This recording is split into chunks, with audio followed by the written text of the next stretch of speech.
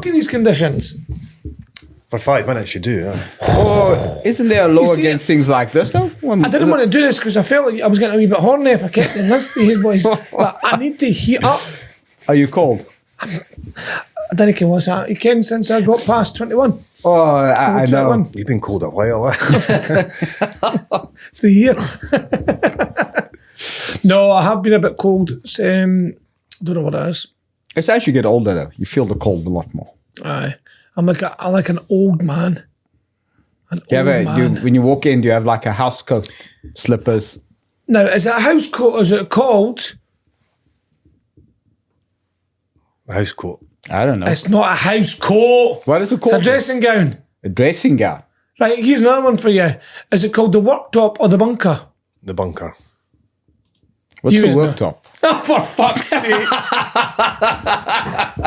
Oh, come on, Oz. Oh, sorry. A worktop is your kitchen worktop or your kitchen bunker. No, it's called a kitchen worktop. See, I knew you were posh. No. It's a kitchen worktop. There's no two ways about it. See, there's too many things. We could go on all day about this. You know what was really interesting, Michael McIntyre, when they play on words with Americans and the British, he went, you call it a pavement, they call it a sidewalk. It's like they have to identify exactly what you're having to do. Yeah, it's on the side walking and on you're the side. walking it. It's like a bin. No, trash can. And then paper basket. You're like, it's just a bag. So they have to specifically say what it is. So it's just quite interesting. That is quite interesting. The literal translations. Exactly. But I don't think it's just because you have to do it, because sometimes people are thick. It's a How you on, percentage. Mike? It's a percentage. So, Anyway, why are we here today? I There's a want lot. to... What do Was you that- want to talk about? We've got some exciting things happening this week. We do have a actually. lot of exciting things happening this week. We've got the young entrepreneurs back in for our mentorship program today. Yes. Which is good. Good news. Do the podcast for that, and they have came up with some of... Great ideas. They're really just... They are absolutely brilliant. The four of them. It's just amazing when we talk about the next generation, and you see... You can and see it. You sometimes put a negative slant on it, but there's a lot of great kids out there, and the kids we've engaged with, or they've engaged with as well, I'm blown away with it. I'm blown away with them. There's a bit of hope. There is. That's good news, though. That is good news that there's a bit of hope. Yeah. And And what then else? we've got Hearts of Midlothian.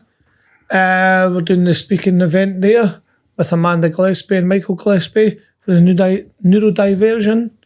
So That's a big word, though. What does it mean? You're lucky that I remembered that one. What does it? Don't ask me what does that mean. I think it's just a disadvantage for some young kids. Is it more autism? It's I think it's if you think about things like dyslexia and those type of conditions, that's what they call neurodiversity. Right. Okay. So that's what it's for. So Hearts of Midlothian, that's on Friday, March the 7th. So get your tickets.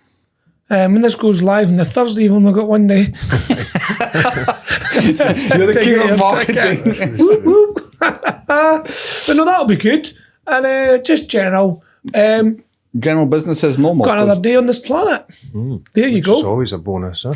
And we're 2 months into the new year, which is great news. Well, it's amazing how quick it's went already. Unreal, hey? We're wishing our lives away with this. Well, do you know what we are? Because we were already talking about next year going snowboarding. Yes. Fancy coming?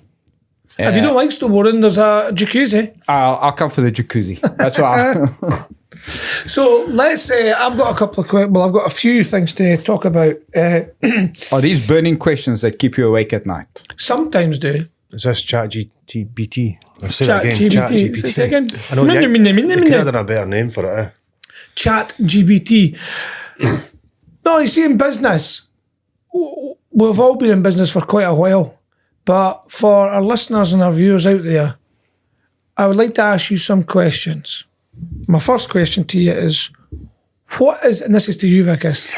What? No, okay, it's just because you're looking at my gorgeous body and my face.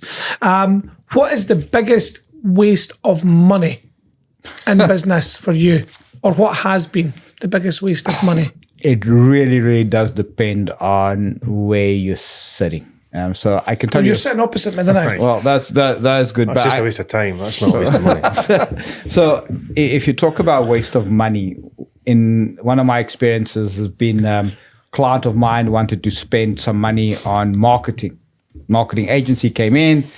They say all the right buzzwords. They go, oh, we're going to learn about your business and we're going to do X, Y, and Z, and you're going to have X amount of clients by month 3. Now, bear in mind, this is a $4,000 a month retainer. By month 3, we're 12 grand in deep. We have no clients. So I'm like, okay, let's have a sit down around the meeting. Let's understand what you guys are actually doing. And then when we did something really, really basic on websites and SEO and keywords that we should be ranking for, it had nothing to do with the business. So no wonder we weren't getting clients, because we weren't getting in front of the right search phases, the right clients. So what did I learn from that? I learned that marketing agencies use your money to learn. And yeah, you could do that. It probably will take you a lot longer. You could bootstrap it. It'll take you a lot longer. You could spend some money. You'll eventually engage their services. But at least people will be finding your products. So that's one of the things that I've learned, is that you can quickly spend money. We think that spending money is a shortcut. More often than time, it is not. It's not a shortcut. There's no guarantees. Marketing is one of those ones where there's no guarantees on it. I could also tell you some other stories about financial service providers, but that's a story for a different day. Well, thank you very much. So we'll go back to this, but I want to say same to you, Mike. What's the biggest waste of money for you in business, or has been? I think one of the things sticking out, but it's more relevant to where we were, because we were quite early into the business, about 3 years in, a lot of growth. This is with the letting side, and the rents was such a manual task to do. So I had to get software, and I looked into stuff relevant to the industry, and we got this software, which was actually, you had Sage bolted onto the back of it at the time, which is such a convoluted, I think it's a bit better now, but... No, it's not. Yeah, it's just like, so in this software, for rents to come in, this is the basics, rents to come in, landlord to get their money, and us to get our commission. So the 3 things to happen. There was 40 different things we had to do to have that. And as you did that in the software, it automatically put a line in Sage. So if it was wrong, it was just a nightmare. So we spent, it was a few thousand on that. And after a year, still didn't have it up and running. And it was like, that's on me, really. That's what happens when there's nobody that you're accountable to. I just kept trying it and putting it off. And it was honestly, I just wish I'd never seen the thing, ever. If we had to reverse that question, Johnny, what's the biggest waste of money you've ever had? Toilet paper. All right, not personal. That's a shit answer. That's a shit answer. No, do you know what? It's actually the exact same as you. Marketing agencies. So I'm very reluctant with marketing agencies, because in my dialect and my tongue, I think a lot of them are just full of shit. There'll be a lot that are very, very good, and they're proven their way, but it's exactly what you said. They need a bit of time to understand your business, and then to figure out exactly where they're going. But what I've found, it's either one or nothing. They're either looking at your website, then they're talking about SEOs, or talking about ads. Everything costs money, and I get that. The more money you spend, the higher ranking you can, but there's more of authentic growth. Yeah. So again, back to the old business, it's the long game, not the short game. Opposed to when you're opening sales funnels, you should be doing multiple things. And this is what I've learned over the journey. Don't waste your money on throwing $4,000, $5,000 to fix a problem. Money doesn't always fix the problem. You have to look at the long game, and you have to spread it all around all the platforms, and even the platforms that are not existing on the internet. I'm going to say this to you. I think that sometimes when you start your business and you're early on in that journey, one of the things that worries you is you want instant success. Mm-hmm. And when somebody comes and sits in front of you and they promise you the world, and they go, no, don't worry, these are some of the testimonials, and and there is validity in it, don't get me wrong. But sometimes we want to take that shortcut because we're so tempted that we want to do that sale so quickly. Mm-hmm. And that always worries me, because easy come, easy go. There are no shortcuts. Literally, there are no shortcuts. Well, business life leaves. There's tips, helpful tips along the way. You know, we have all these wee strap lines, these, you know, positive words, and you know, the long game instead of the short game. The reason people have said it is because it's a fact. You can play short or you can play the long game, and the long game is more sustainable. Yes, you don't get the self-gratification right away, but you can through different platforms. If you're looking at marketing agencies, and again, it's not to decry them all. They're there for a reason. They've proven themselves, track records for a long period of time, but it doesn't give you the success straight away. I think you can do loads of things outside of internet, like your flyers and networking, talking to people, all these kind of things. I think digital is one aspect of digital it. is, yes, massively. But it however, shouldn't be if you everything. have somebody in your organisation, whether it be your mum, your sister, your dad, your family business, or a friend that's working with you now, use them as a tool, because they're like your sponsored link. So they'll know what your business is. They'll know how you feel. They'll know how you tick. They'll know a lot more than just some fresh meat person coming out who don't try to sell the services. So get them, because they might be more responsive to market, and they might be very good at a couple of things, but you never ask the question. And that maybe that's one of the things you should be doing. You should be getting your team of maybe 2, 3, maybe even 10. Say, listen, guys, is any of you good at Instagram, TikTok? They might go, I'm actually quite pretty good at it. Yeah, I've got my own channel. I've got a cycling team, and I do that. But I went, listen, you fancy trying out the business and seeing what you can game? I'll pay you for it. I'll give you something, structure a deal. Because then that person is going to be held more accountable, because you're going to be meeting them every single day at work. So sometimes people don't think outside the box too much. But yeah, biggest waste of money. So you've got marketing. Michael's got systems. You've got your system, software, Sage. I'm gonna just touch on software quickly. You know what happens with software is you've got your business and it runs in a specific way, yeah? And then you start looking for efficiencies and you go buy a piece of software. Did you know, interesting statistic, that you've got your business that runs in a certain way, software will cater for 80% of what your business does. No problem about it. But the 20% that matters, that makes your business unique, it doesn't cater for. And you know what you then do? You start adapting your business so it works for the software. Mm-hmm. And in today's world where software has become really, really cheap, you can actually say, this is the way I want my business to run. Create a very, very basic minimum viable product system that runs, it does the basics, and grow on that. And you actually have something that delivers the way your business can deliver. So it's just always interesting that when you go out there, and especially when you're looking at systems, you look for all the bells and whistles. Mm-hmm. 95% of the time, you won't use it. You won't.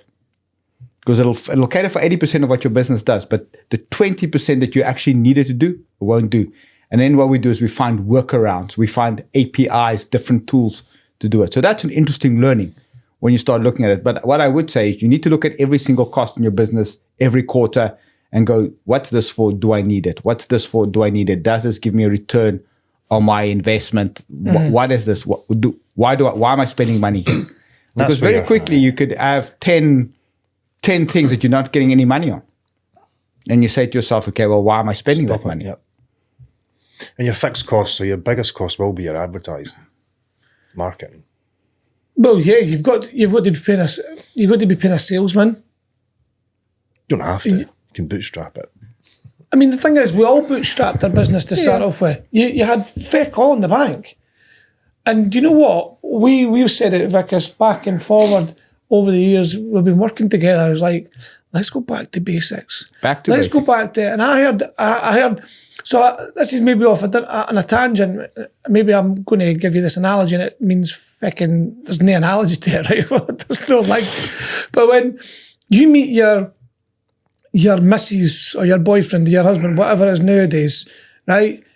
And you're all loved up, you're all happy, you're all excited, and you know when he or she asks you to put the bins out, you're like, yeah, no worries. You're going to be hopping a skip, but then later on, 7 weeks, 7 months, 7 years down the line, you're like, what, am I your slave here? No, you put the bloody bins out. And the analogy is that you get complacent, you get tired, you get bored. But if you go back to basics, back to the start again, where it was all that excitement, all that love, all the energy, you want to make it a success. You're not tired, you're not fatigued, you're not burnt out.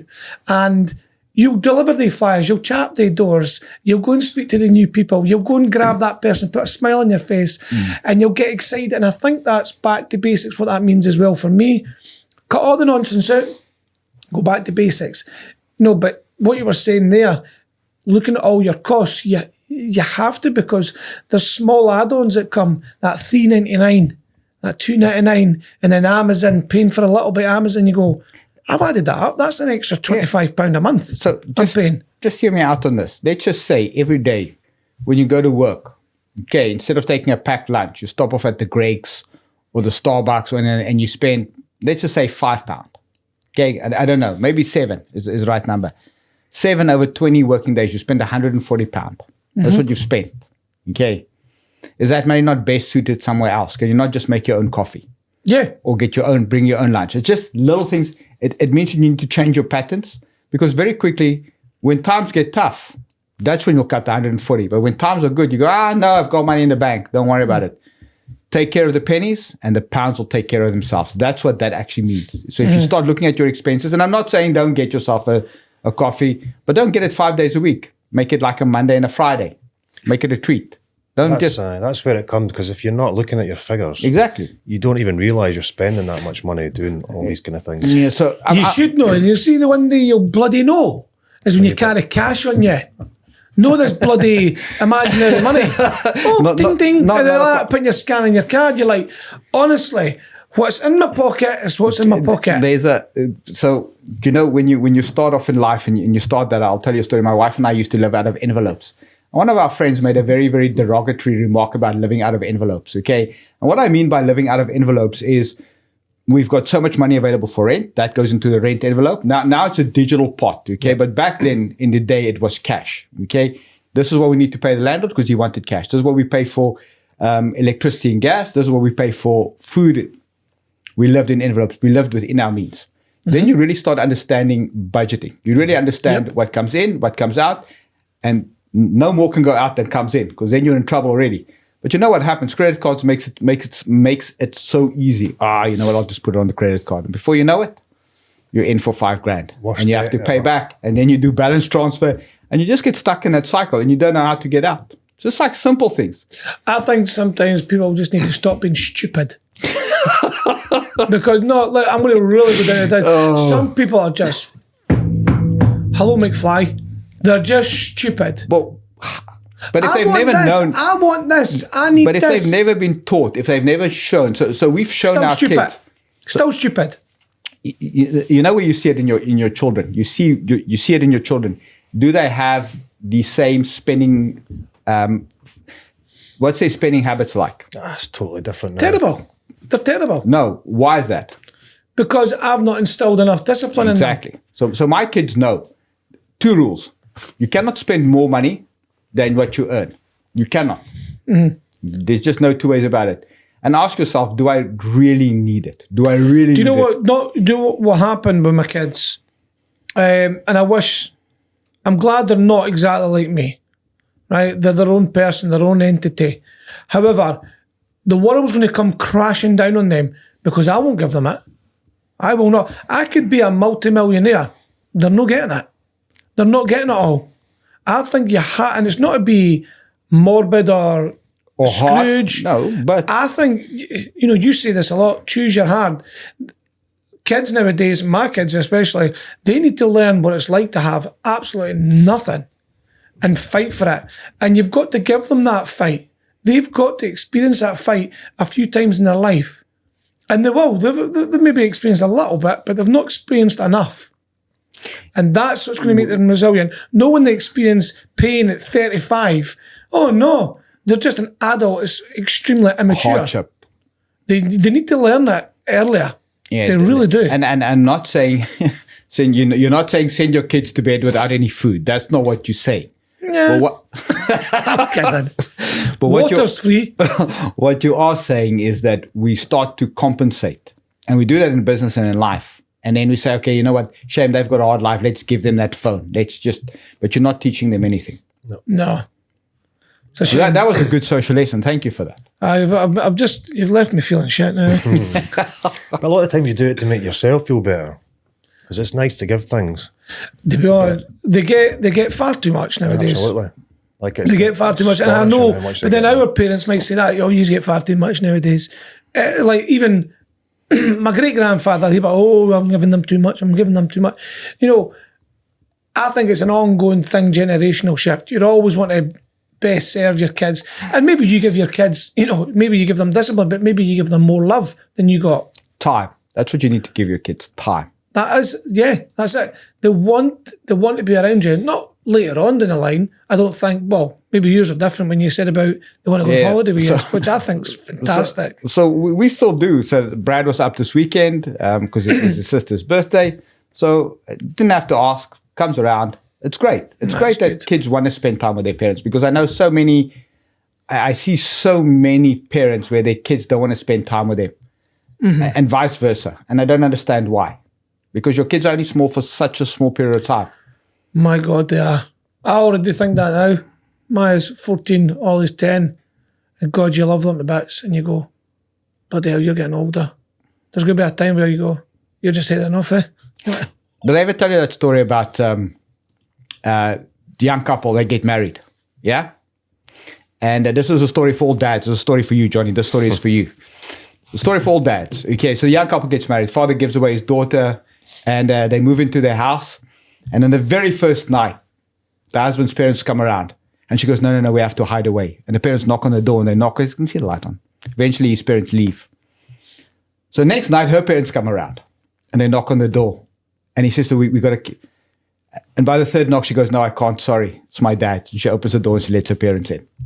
And that's the thing about a daughter. A daughter will always let... Because men move away from their mums and dads. But daughters always stay close, because you move into that daughter's family. You move into that relationship. So you've got hope. Hopefully. There was another analogy that your kid should be more frightened of you than anybody else. Now, when I first heard that, I was like, where's this going?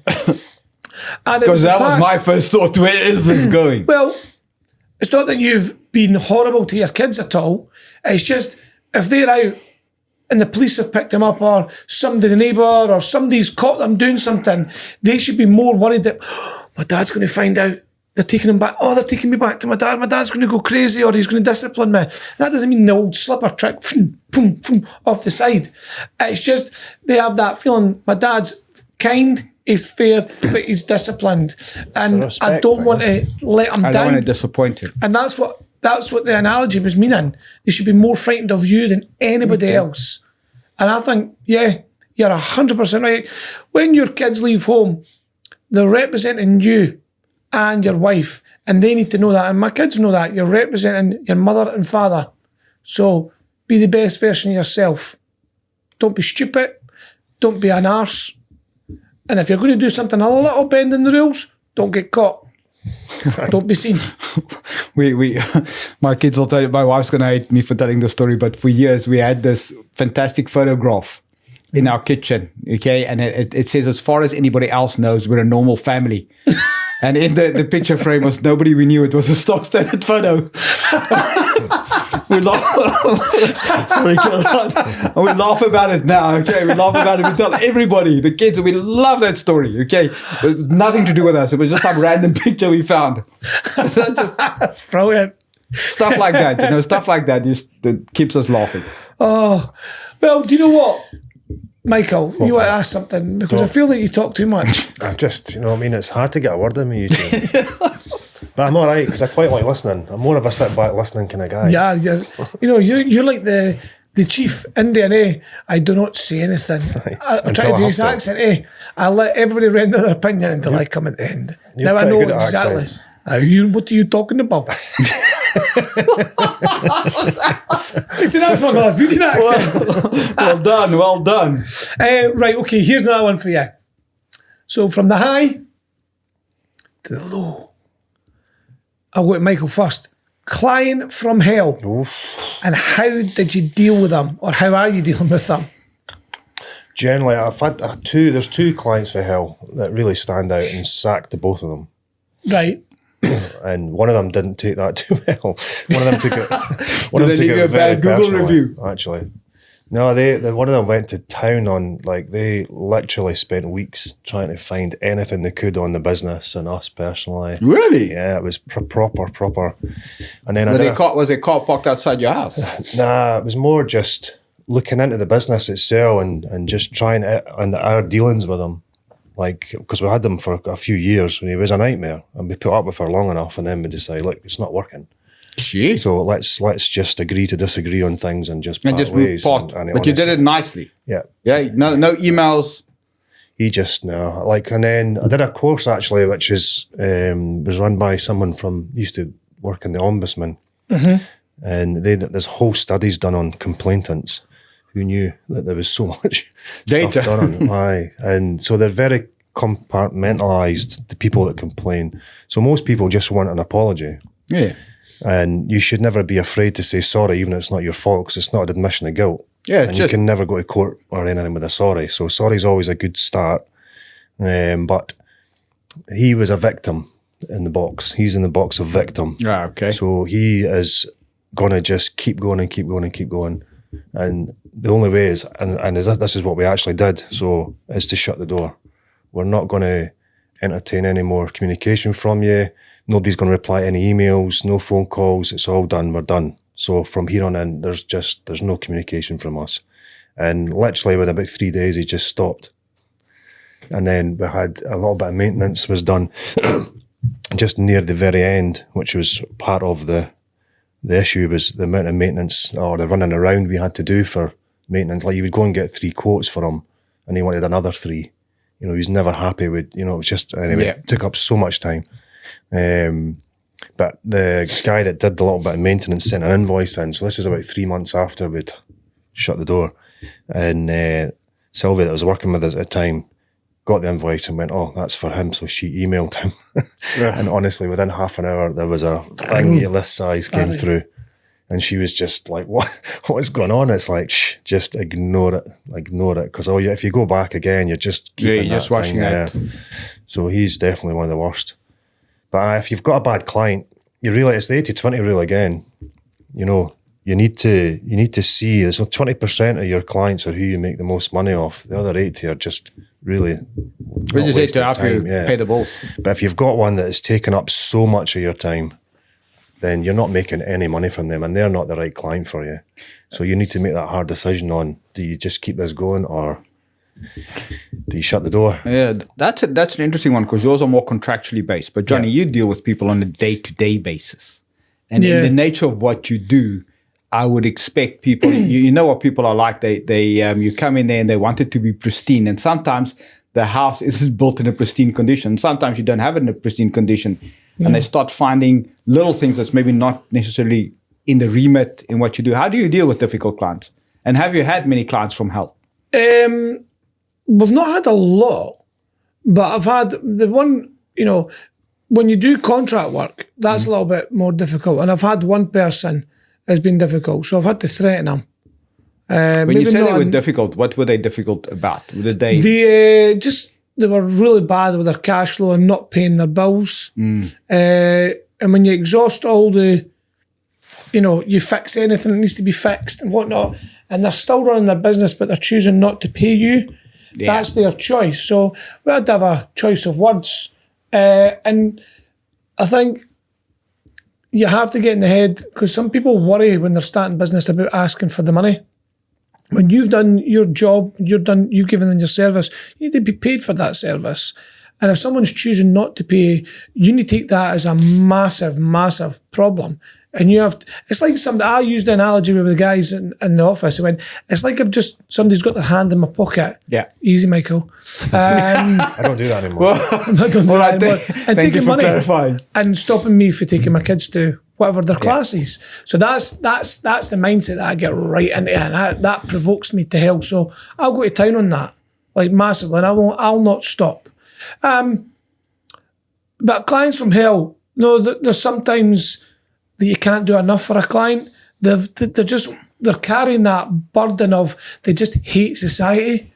But you've got to really figure out who these people are when you're going to be doing work for potential clients, and you do that in your first meet, they have to hit certain points.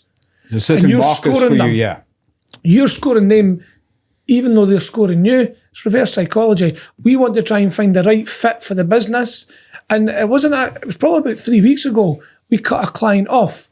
Now, as a person, they're probably lovely. That's great. But they don't fit our Your business client model. parameters, yeah. Yeah, they don't. And 99.9% of stress is brought on by yourself. And at the very early stages of your business, you're taking on all the work because you just see the pound signs. Yeah, I need to take on.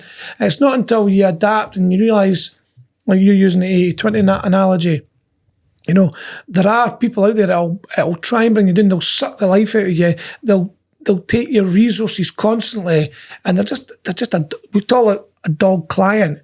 So figure out who your client is, and figure, score them. But yeah, we've had, a couple of clients. It says more about them. And the way we go around it, if we've got a bad client, is I pick up the phone, and as you said as well, Mike, apologising. But I always apologise for how we've made them feel or how they're feeling. We've not, bad clients from hell. I don't think there's a lot that can actually help them. It's just that it's in their makeup. But I always like to go and have a set of challenge in the office. I want to make them laugh. By hook or crook, I'll make them laugh. That's a good way. And I think you try and finish in a professional manner, soft. If they have to win, let them win. But ultimately, you've won. You've just got, it's like your black book, you've got the name written, that shoe, never again. Shoe, never again. You take the moral high ground and you let them win because they're going to talk about it anyway. Just let them, go and let them play with the traffic. I suppose it's like an opinion. Everybody has one. And belly button. It's just that. It's just an opinion. It doesn't have to be true. But in an age of social media, they post stuff that could not be true. The question then is, do you wash your dirty laundry on social media? There's a way to reply. There's a sensible way to reply. Yeah. Not react. So don't react. You can reply in the morning. Yeah. But there's Or 2 days later. There's a professional way, and I think it's good to have a reply. But then there's one a good wee story for Cheverino's Pizza.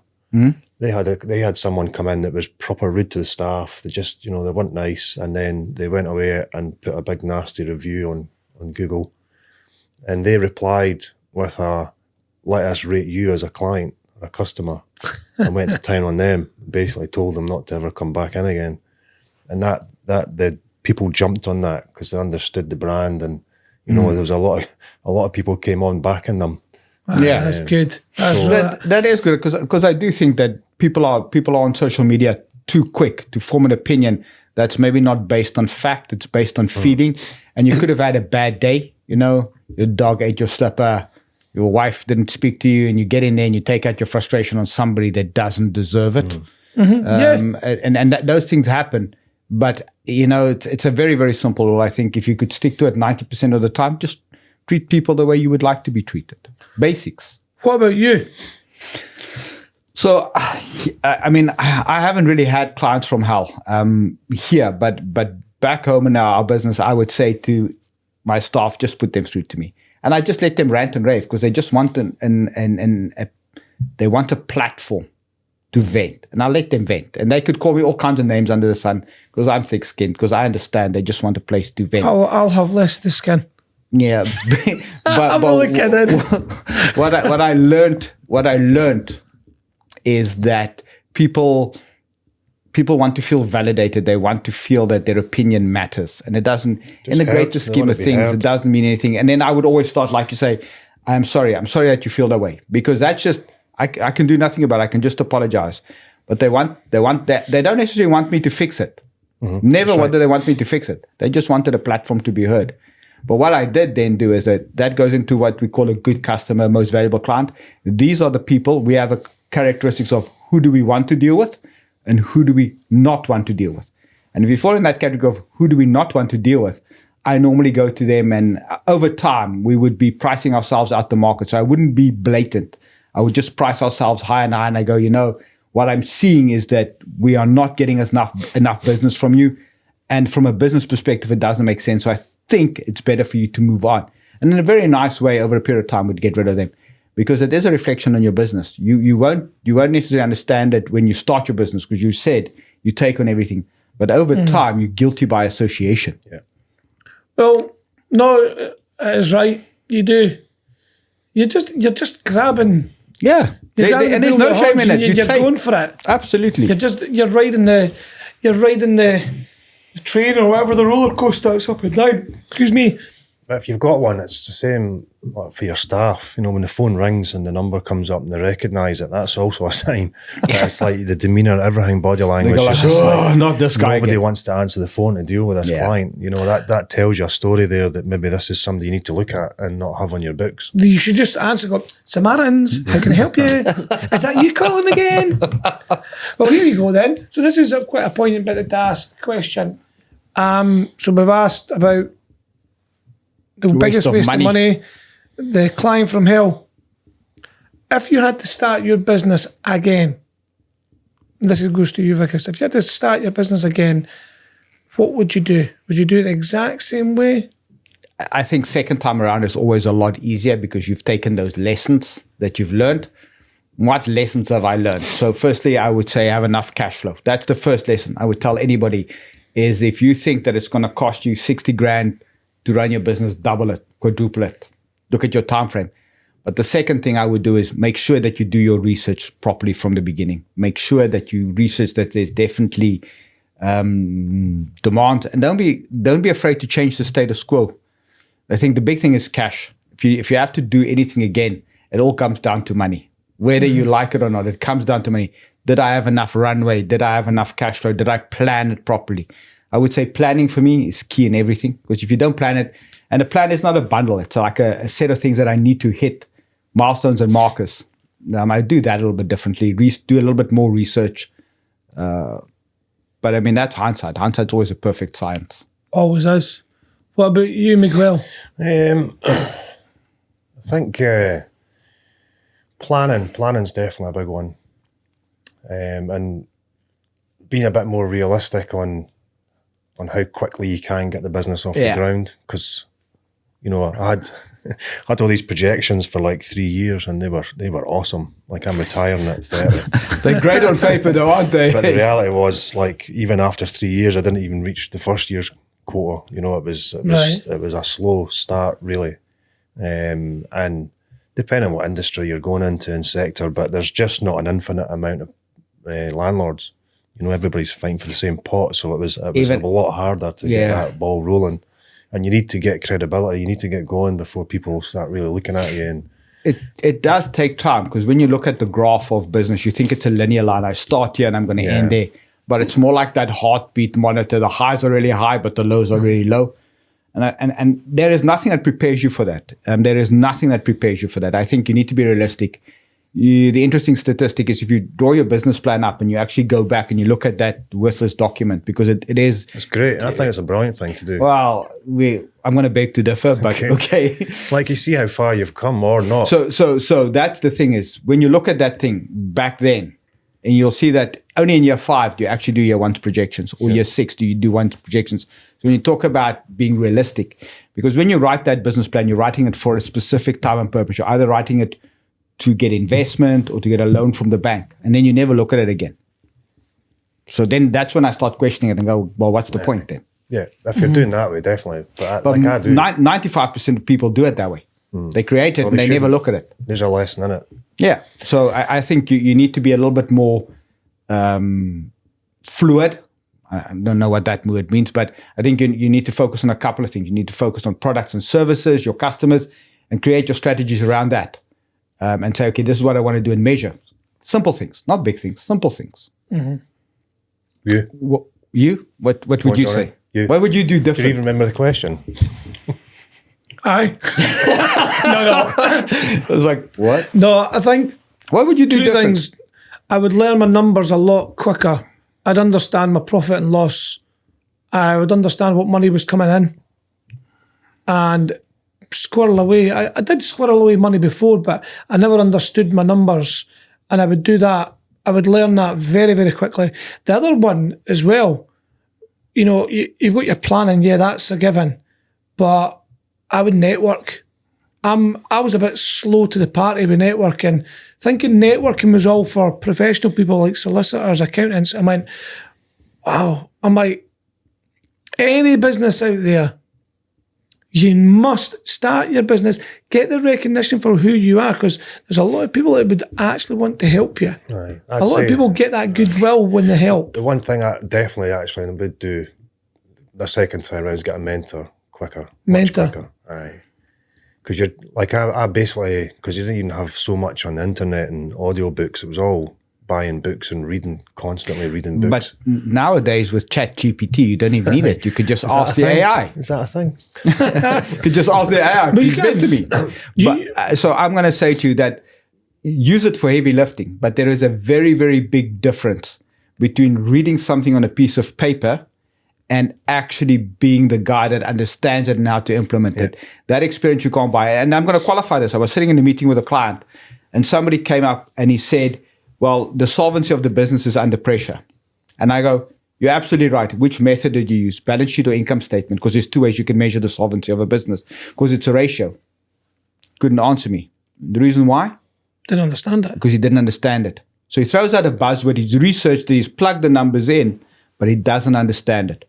So by all means, use it for the heavy lifting. But don't underestimate the experience. It's all good in reading it, but can you interpret it? Can you apply it? And that's the problem with AI. It can interpret, but it can't apply. And that's the benefit of a mentorship. You know, if you're asking the question, why? Why enough times, you'll get to the core of absolutely everything. You know how many understand times? The meaning. How many 7. times? There we go, yeah. 7 whys. You'll get to, so why you... Why? And it is, even if I would send you a little bit demented through the course of your day, but why am I doing that? Why did I take that left turn or right turn? Why did I say it that way? Why did I do that? Why? Because it always comes from the core, it comes from the beginning. Don't know. We're all quite unique and we all do things differently. But again, it's like your purpose. Why are you doing this? Yeah, but what's your purpose? But people don't discover their purpose. We float through life and we expect life to be easy. Welcome to the world. Life isn't easy. See, when we do this podcast, I forget half the things that we talk about, right? But it's generally authentic. It's not until I listen back to it and went, oh, yeah. You pick up little bits of nuggets. You're living life just based on what you know just now, and you're living your life on the feeling that you have just now. But it comes a point when you're actually, I mean, it's as you said, you can read it, or you can watch it, you can listen to it, but it's got to go in through you, internalise it, and then you've got to, you've got to apply You've got to react on it and apply it. And I think sometimes that's how I do things. And what I'm trying to understand, what I'm trying to say, there's a lot of people just talking a good game and they deliver nothing. They procrastinate. And it's a shame because we all have the ability to push forward. And we've discussed in previous episodes, I could give you the roadmap and there's 100 million at the end of the road. There's only a small few that'll actually go through it because it's hard. It's hard work, but hard work pays off. And they always talk about, hard work will outperform talent. Any day of the week. Every day. But who's got the hard work in them? Who's got the ability to do it? And we've talked about resilience and disciplines and everything. Things, yeah. But who here is actually listening to this podcast or watching this is willing to go through the pain of the hard work to get or reap the benefits after it? Who genuinely wants the hard work? Have you ever seen when they refine gold? I don't know if you've ever seen how they refine the gold rush. Well, seen that. when they okay, so something similar, but when they start heating gold up, all the impurities come to the top. Right. So gold has to go through a period of purification. And that purification is the furnace. And that furnace is the hot place where things aren't nice, things aren't working. And then they scoop off the impurities and you get that perfect gold bar or coin that you can get at. But that impurity has to burn through. And that's about business. And impurities are the lessons we learn and the things we don't want to repeat. But you have to go through it. You can't go around it, can't go over it, can't go under it. You've got to go through it. You got to go through the furnace to become pure. And the reason why I tell you is that's where purpose comes in. Purpose in life. You have to go through adversity to grow. Okay, because else you won't grow. You have to make mistakes in order to learn. Because you won't learn. If I say to my kids, don't ride that bike because you're going to fall. Okay, they're never going to learn anything. But they have to ride the bike, fall, scratch their knee to understand this is what dad actually means. Yeah. So you can talk it, but until you've gone through it. So when you type your thing into AI, sorry, Johnny, when you type your thing into AI says avoid these pitfalls. With your best will and intention, you're going to go, okay, I need to avoid it. But until you go through it, and then you hit that pitfall.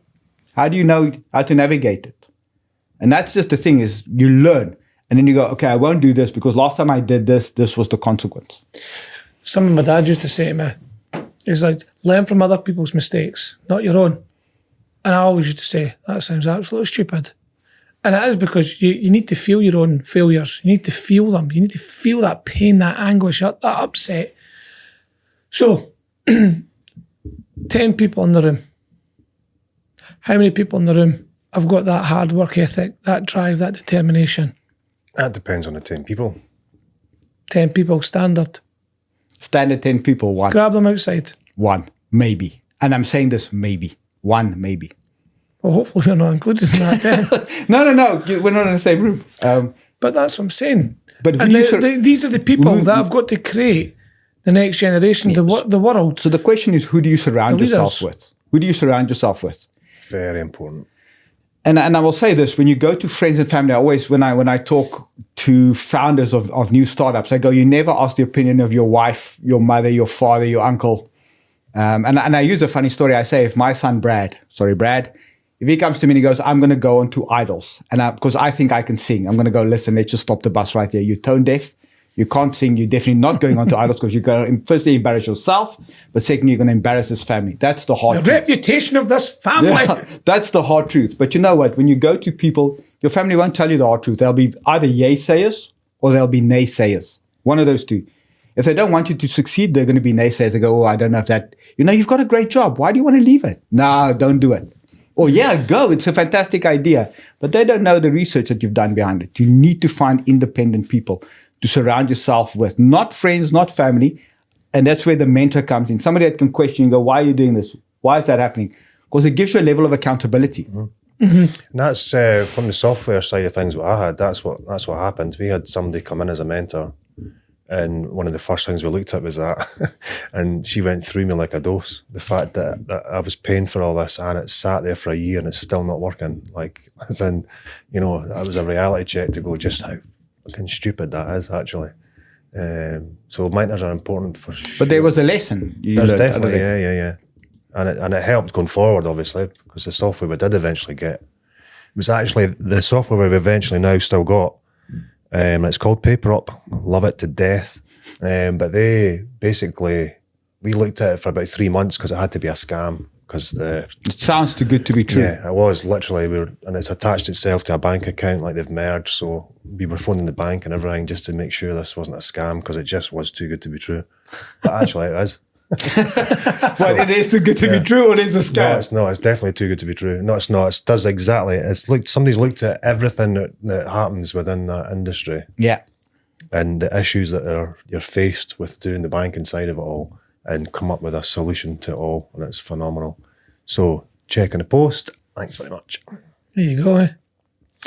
So yeah, on that note then, Jonathan. Well, on this high positive note, and Monday morning, this is your world. Shape it, or someone else will. there you go.